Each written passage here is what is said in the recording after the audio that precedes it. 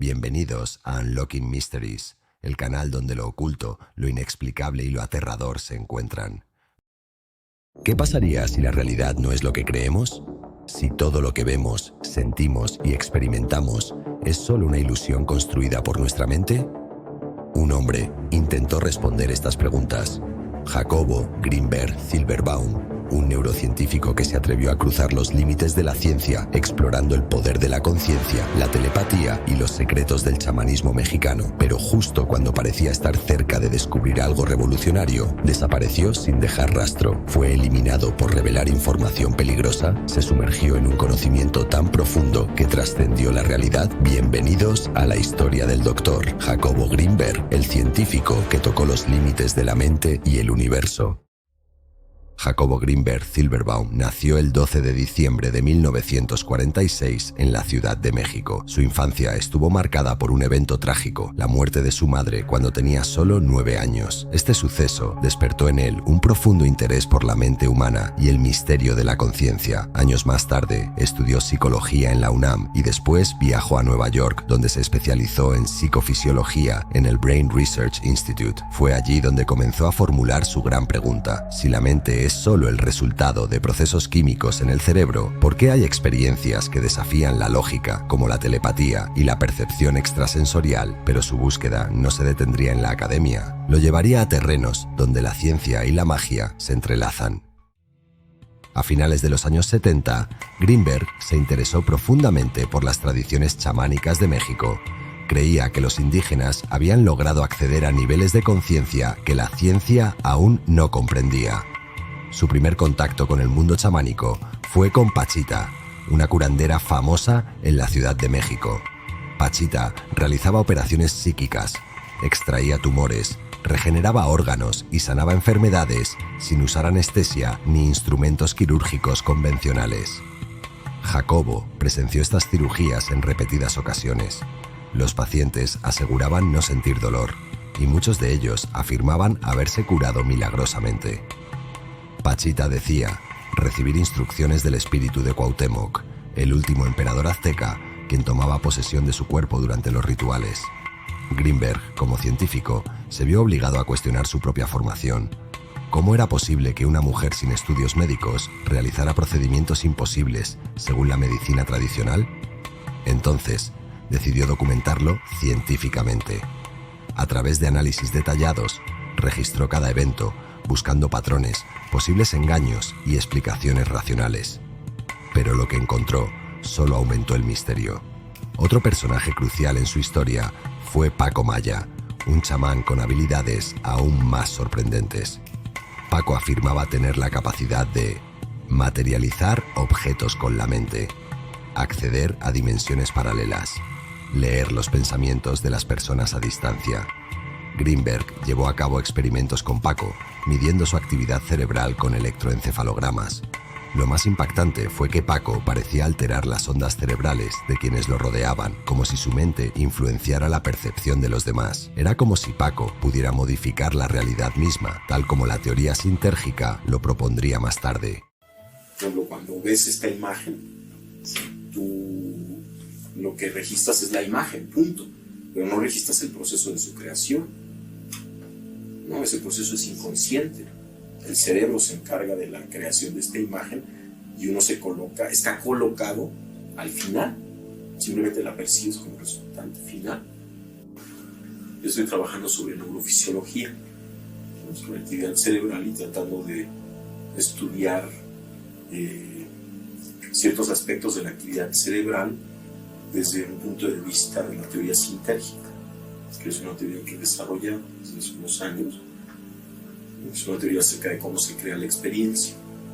Entonces son estos tres enfoques principales: es el enfoque neurofisiológico de laboratorio, el enfoque chamánico, que son estudios de campo, y el estudio de las diferentes escuelas místicas. Es lo que decía antes, ¿no? O sea, todos estamos interrelacionados. Entonces, sabemos ya que hay interacción inclusive entre la actividad cerebral de una persona con otra. Entonces, tu actividad cerebral interactúa con la mía y la mía con la tuya. Cada quien es un individuo que que se ve influido por todo lo que sucede a su alrededor. Entonces, eso es la realidad, así sucede, ¿no? Todos estamos siendo influidos constantemente por lo que sucede. Muchos de nuestros pensamientos ni siquiera son nuestros, sino provienen del colectivo, porque hay esa constante interacción entre todos los cerebros, ¿no?, que están interactuando. Entonces, hay cosas del colectivo que afectan negativamente o positivamente a uno, dependiendo de cómo es uno. La ciencia no se define por su tema, sino se define por su método. Entonces, tú puedes investigar lo que tú quieras, bien o mal. Si lo investigas bien, estás haciendo ciencia; si lo investigas mal, estás haciendo charlatanería. Entonces, no hay ningún conflicto ni oposición. O sea, yo puedo hacer un estudio acerca de los chamanes mexicanos utilizando procedimientos muy rigurosos, no rígidos, sino serios, que me permitan tener ese conocimiento veraz, o puedo hacerlo en una forma desorganizada, y entonces uno será científico y el otro no. Pero la ciencia no tiene nada que ver con, digamos, con ser rígido, sino que te abre caminos, y a la cultura no le gusta que sus miembros se salgan de sus normas. Entonces hay muchos controles, ¿no?, para evitar esto. Pero una cultura sana es una cultura que permite y alienta el que haya individuos creativos dentro de ella, que exploren otros niveles, pero que los exploren de tal forma que se puedan incorporar.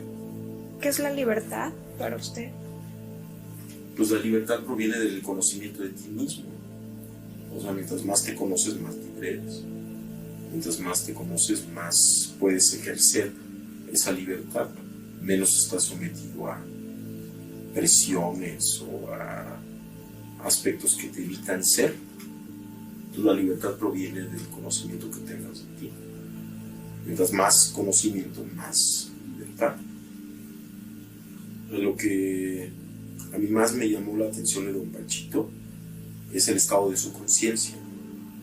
Una persona que parecía estar en unidad. O sea, él vivía con su entorno en una forma totalmente orgánica. ¿Sí? No había una separación, no había una lucha, sino que estaba en fluidez total. Y además con un conocimiento de sí mismo extraordinario. Por ejemplo, don Panchito era un chamán que podía seguir paso a paso sus propios procesos internos. ¿Sí? Saber, por ejemplo, cómo funcionaba su mente.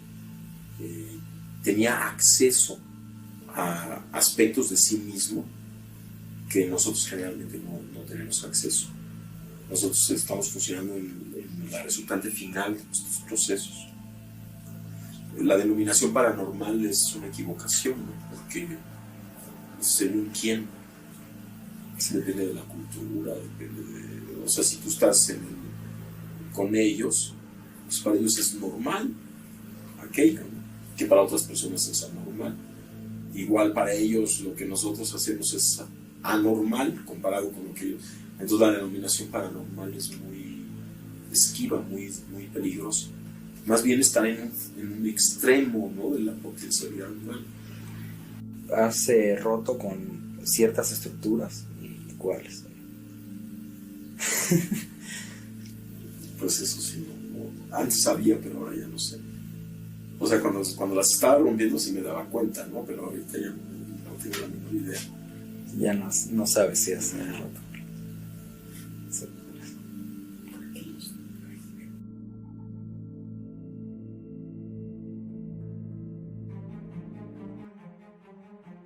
El 8 de diciembre de 1994, Jacobo Grinberg desapareció sin dejar rastro. Antes de su desaparición, Grinberg estaba en un momento crucial de su carrera. Sus experimentos en neurofisiología y conciencia avanzaban rápidamente.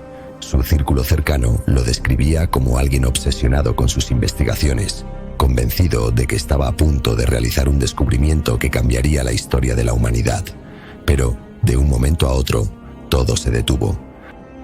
Jacobo vivía con su segunda esposa, Teresa Mandoki, en su casa en la colonia San Lorenzo Totolinga, en Naucalpan, Estado de México. Llevaban poco más de un año casados y, según testigos, su relación tenía tensiones. La última vez que alguien lo vio fue el 8 de diciembre de 1994. Tenía planeado asistir a una reunión en la UNAM, pero nunca llegó. Lo más extraño es que nadie reportó su desaparición de inmediato. Su esposa esperó varias semanas antes de alertar a su círculo cercano. Cuando finalmente se hizo la denuncia, la policía encontró detalles inquietantes. No había señales de violencia en su casa. Su pasaporte, documentos personales y cuentas bancarias estaban intactas. Teresa Mandoki se negó a cooperar con la investigación, argumentando que Jacobo había desaparecido por voluntad propia. Si Jacobo realmente se fue por su cuenta, ¿por qué dejó su investigación inconclusa? ¿Y por qué nadie en su entorno inmediato reaccionó con urgencia ante su desaparición? A lo largo de los años han surgido múltiples teorías sobre qué pasó con Greenberg. Uno de los rumores más persistentes es que Greenberg fue silenciado por alguna agencia gubernamental. Se dice que sus experimentos sobre telepatía y la teoría sintérgica lo llevaron a cruzarse con intereses de agencias como la CIA, que durante la Guerra Fría financiaron proyectos secretos sobre percepción extrasensorial y control mental, como el famoso Proyecto Stargate. En estos programas, el gobierno de Estados Unidos estudió la posibilidad de usar la mente humana como un arma, explorando fenómenos como la visión remota y la telepatía.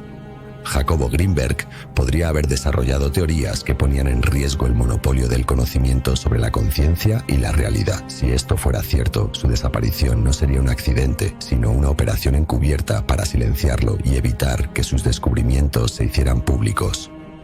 Otra teoría, más esotérica, sugiere que Jacobo Greenberg logró alterar su propia percepción de la realidad hasta el punto de desaparecer físicamente. Según su teoría sintérgica, la mente humana puede interactuar con la estructura de la látice y modificar la realidad. Algunos creen que en sus últimos experimentos, Greenberg pudo haber descubierto la forma de trascender la realidad física y trasladarse a otra dimensión de existencia. Esta idea se basa en relatos chamánicos que mencionan la posibilidad de desvanecerse de este mundo mediante técnicas avanzadas de conciencia. Si Greenberg aplicó sus conocimientos en sí mismo, ¿es posible que haya logrado transportarse a otra dimensión? Otra posibilidad es que su desaparición no estuviera relacionada con sus investigaciones, sino con su entorno personal. Varios investigadores han señalado que Teresa Mandoki tuvo un comportamiento sospechoso tras su desaparición. Esperó varias semanas antes de reportarlo. Se negó a hablar con la policía y con la familia de Jacobo. Tiempo después, desapareció también, dejando muchas preguntas sin respuesta. Algunos creen que pudo haber estado involucrada en su desaparición. ¿Fue un asesinato planeado? O peor aún, ¿fue una entrega a una organización secreta? Con el paso de los años, ha habido personas que afirman haber visto a Jacobo Greenberg en distintos lugares del mundo. Alguien aseguró haberlo encontrado en un monasterio en Nepal. Otra persona lo vio en una comunidad indígena en la selva lacandona, en Chiapas. Incluso hay quienes dicen que sigue vivo, pero oculto, trabajando en sus investigaciones. Si esto es cierto, ¿por qué decidió desaparecer? ¿Qué descubrió que lo obligó a abandonar su vida y su trabajo? Hoy en día, sus teorías siguen siendo estudiadas y debatidas. ¿Descubrió Greenberg algo que lo llevó a desaparecer? El misterio sigue abierto. Si disfrutaste este viaje a través de lo desconocido, no olvides desbloquear más misterios suscribiéndote a nuestro canal. Dale like a este video si te ha intrigado y activa la campanita para no perderte ninguna de nuestras investigaciones. Esto es Unlocking Mysteries, y juntos seguiremos explorando lo inexplicable.